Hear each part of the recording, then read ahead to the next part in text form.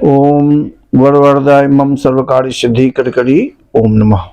ओम वाग्वादिनी मम सर्वकार्य सिद्धि करी ओम नमः। आज हम चर्चा करेंगे पूजा पाठ से थोड़ा अलग होकर के कि हम लोग सफल क्यों नहीं होते या किसी भी कार्य को शुभारंभ क्यों नहीं करते हैं। कौन ऐसा डर है। व्यक्ति तीन प्रकार के होते हैं, उत्तम, मध्यम और निम्न। निम्न श्रेणी के व्यक्ति वो होते हैं जो कि किसी भी कार्य को करने से पहले ही आशंकित हो जाते हैं कि अगर हम कोई भी कार्य करेंगे तो उसमें हमको विभिन्न प्रकार की बाधाएं आएंगी, तो उस बाधाएं को कैसे हम झेल पाएंगे।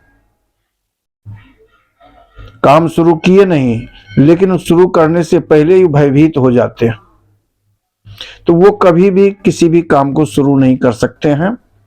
ये होते हैं निम्न श्रेणी के व्यक्ति। मध्यम श्रेणी के व्यक्ति वो होते हैं कि कार्य तो शुरू कर दिए, लेकिन अगर उसमें बाधाएं आती हैं तो उस बाधाएं को झेल नहीं पाते हैं और उससे डर करके जो है सो हथियार डाल देते हैं और बिजनेस आगे नहीं बढ़ पाती है। ये होते हैं मध्यम श्रेणी के व्यक्ति। जो उत्तम श्रेणी के व्यक्ति होते हैं, जुझारू जिसको कहते हैं, कार्य शुरू भी करते हैं, बाधाएं आती भी है जीवन में। अब बाधाएं आएंगी जीवन में तो कम से कम उस बाधाएं को झेलने की ताकत वो रखते हैं अपने अंदर और सबको दाएं बाएं करके जो है सो वो मंजिल को हासिल करते हैं। ये होते हैं उत्तम श्रेणी के व्यक्ति। कभी भी आप बस में अगर चढ़े होंगे तो देखते होंगे कि बस चाहे कितनी भी भरी हो, लेकिन कंडक्टर जो पीछे से लेकर के आगे तक टिकट बनाता है तो वो अपना रास्ता बनाते हुए आगे तक पहुंच जाता है और बस के आगे बोनट पे जाके बैठ जाता है कलेक्शन करने के बाद।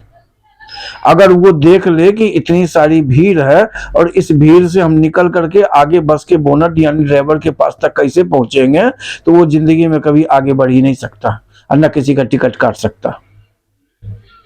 तो इसलिए हमें चाहिए कि कार्य को शुरू करें, इसमें अपना थोड़ा सा भगवान को भी साथ में लेकर के चलें, भगवान को भी पार्टनर बनाएं। अब बनाने के बाद में अपने कार्य को शुरू करें। अब ये जो कुछ भी बाधाएं जीवन में आएंगी कार्य करने में, ये तो पार्ट ऑफ लाइफ है, ये जीवन का एक हिस्सा है। ये तो बाधाएं तो आनी ही आनी है, लेकिन हमको आर्ट ऑफ लाइफ, जीवन कैसे जिया जाए, इसके लिए हमको ये चीज को सीखना पड़ेगा।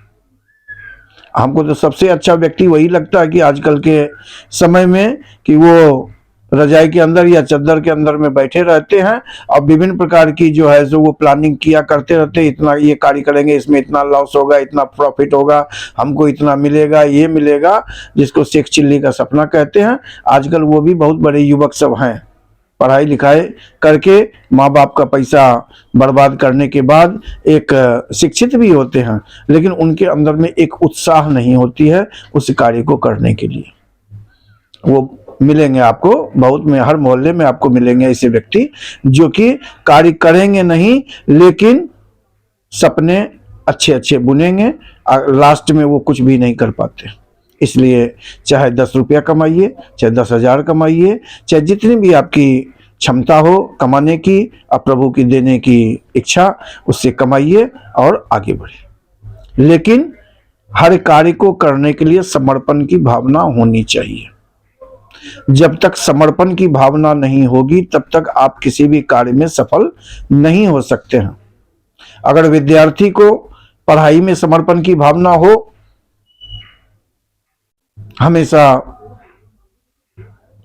पढ़ने की आदत हो उनके अंदर में, पढ़ें, तो वो कभी भी फेल हो ही नहीं सकता है। ये नहीं कि किताब के बीच में मोबाइल रख करके देखते हो और उसमें देखने के बाद में या स्कूल जाने के बहाने किसी और जगह घूमते हो, तो वो विद्यार्थी कभी सफल नहीं हो सकता।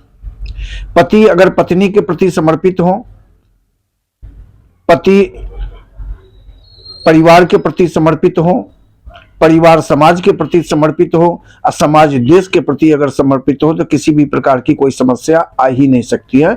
समर्पण की भावना होनी चाहिए हमारे अंदर और लगन होनी चाहिए। समय दीजिए, किसी भी कार्य को करने के लिए उसमें समय दीजिए। मेहनत तो हर कोई करता है, हर कोई मेहनत करता है, चाहता है कि हम आगे बढ़ें, लेकिन समय कोई देना नहीं चाहता।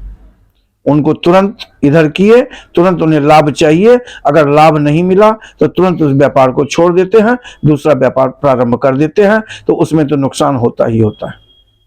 समर्पण की भावना, यहाँ तक कि भगवान के प्रति भी व्यक्ति की समर्पण की भावना नहीं है। कुछ दिन हम ये व्रत किए, कुछ पूजा किए, पंडित जी ने कोई उपाय बताया, 2 4 10 दिन 15 दिन, महीना दिन 2 महीना किए, अगर लाभ नहीं मिला तुरंत उसको छोड़ दिए। तो किसी भी चीज को कंटिन्यू अगर करिएगा, धैर्य रखिएगा, तभी आपको सफलता मिलेगी। ऐसे व्यक्ति सफल नहीं होता है, हर कोई सफल हो जाए। तो सफल होने के लिए आपको पेशेंस की, धैर्य की जरूरी है। तो धैर्य से किसी भी कार्य को करिए और करने के बाद सफलता तो अपने आप आएगी। बाधाएं आएंगी आएंगी, आना ही आना है। जीवन के हर क्षेत्र में बाधाएं आती है, तो हम कोई भी कार्य करेंगे तो उसमें बाधा क्यों नहीं आएंगी? बाधा तो इसलिए आती है कि आपके शक्ति को परीक्षण किया जाता है कि आपके अंदर में उतनी ताकत है कि नहीं मंजिल को हासिल करने के लिए। इसलिए उस बाधाएं से लड़िए और लड़ करके आगे बढ़िए, तभी आप सफल होंगे। नहीं तो फिर रजाई में बैठे बैठे भगवान का नाम गाइए और शेख चिल्ली की तरह सपना देखते रहिए। परिवार की जितनी भी आशाएं आपके ऊपर टिकी हैं, उस आशाएं को आप पूरा कभी नहीं कर पाएंगे। इसके लिए चाहे हमेशा बिजी रहिए, व्यस्त रहिए।